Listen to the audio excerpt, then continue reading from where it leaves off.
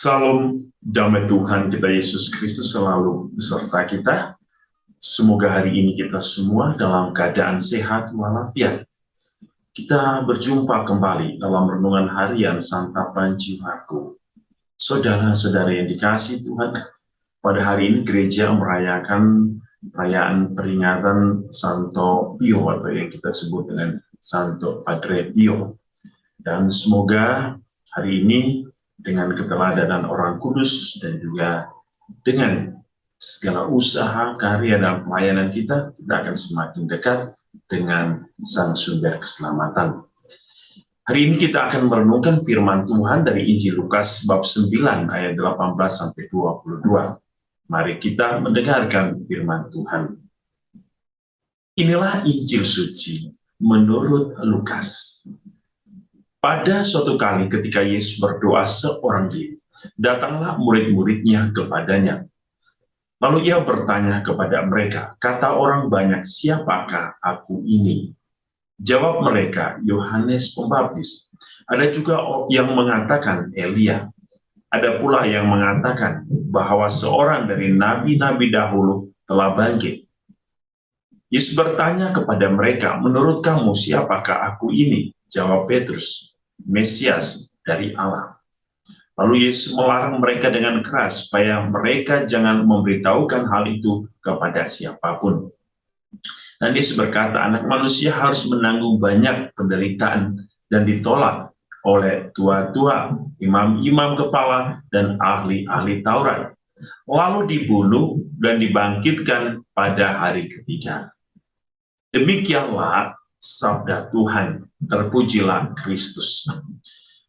Saudara-saudari yang dikasihi Tuhan, pengalaman bersama Yesus, perjumpaan bersama Yesus, kisah hidup bersama Yesus tentu sudah kita alami. Setiap kita mempunyai pengalaman-pengalaman yang berbeda, dan kita pun mempunyai suatu pemahaman siapakah Yesus itu dalam hidup kita. Mungkin ada yang merasakan bahwa Yesus adalah sang dokter penyembuh oleh karena sakit yang dialami, lalu ia merasakan bahwa oleh karena campur tangan Tuhan ia disembuhkan. Dia mungkin berpikir bahwa Tuhan adalah pembebas, atau Tuhan adalah yang maha kasih, Tuhan adalah maha cinta, Tuhan maha kekuatan, atau begitu banyak hal yang kita bisa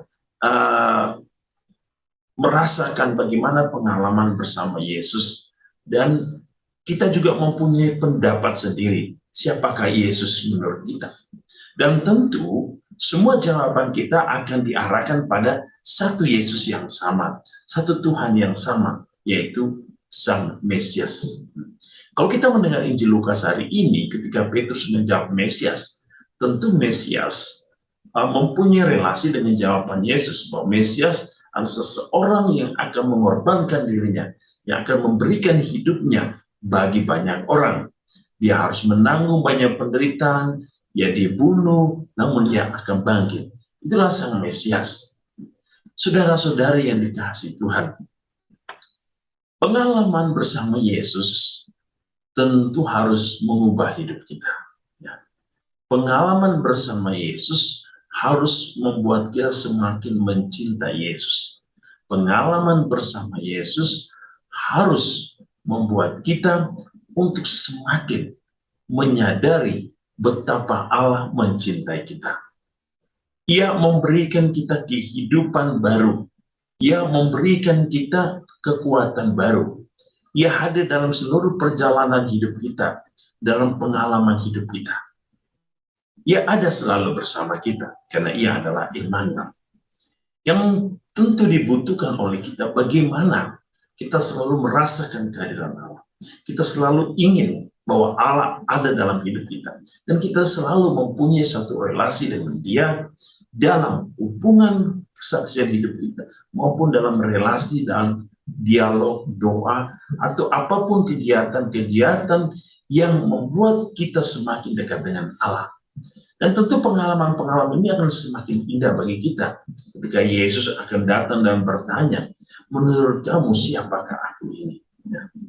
Apapun pengalaman hidup kita, mungkin kita mempunyai jawaban yang berbeda, tetapi kita mempunyai satu tujuan yang sama, yaitu kepada Sang Mesias. Dan Sang Mesias hadir dalam setiap hidup manusia yang membawa satu perubahan dan pengalaman-pengalaman yang mungkin berbeda-beda, tetapi yang menunjukkan kekayaan akan dirinya yang menyelamatkan kita. Semoga Tuhan Yesus hari ini menguduskan hidup kita, kesaksian hidup kita, pelayan kita dengan berkat-Nya yang berlimpah. Dalam nama Bapa dan Putra dan Roh Kudus. Amin.